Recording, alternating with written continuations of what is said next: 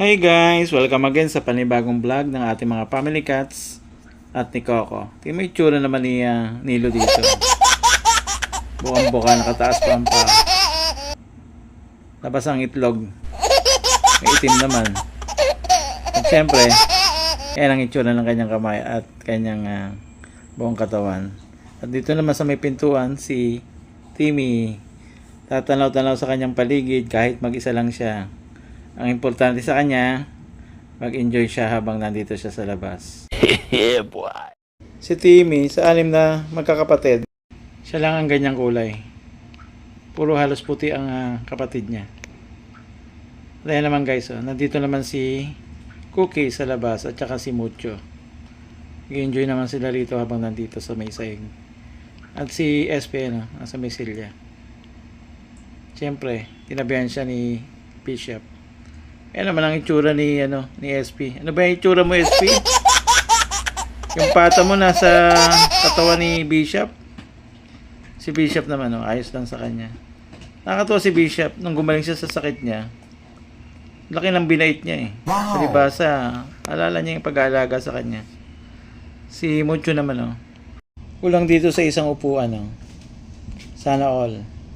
Relax lang. Siyempre, si Diana yung itsura. Yung pinaka-babe nating pusa. Wow! Ating little kittens na nandito lang sa may table. At sa may loob naman, nandito naman si Cookies, tsaka si, puti, napaka-sweet nila. Wow! Sana all. Wow! Sweet sa ate. Very good talaga si puti. Love niya si, ate Cookies. Very good. Sana lahat ganyan. Ako? Tinatala mo sila? Ang sweet nila alagang-alaga niya si Nilo, yung Mami Cupcake. Wow. Si Coco naman na tatanaw-tanaw lang. Tinatala mo si Timmy? Naglalaro siya mag-isa, kaya mo lang. Yung dalawang sweet din, Wow!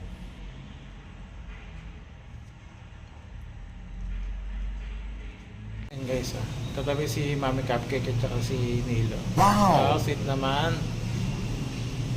Naligid niya si Mami. Ayan na si Nilo.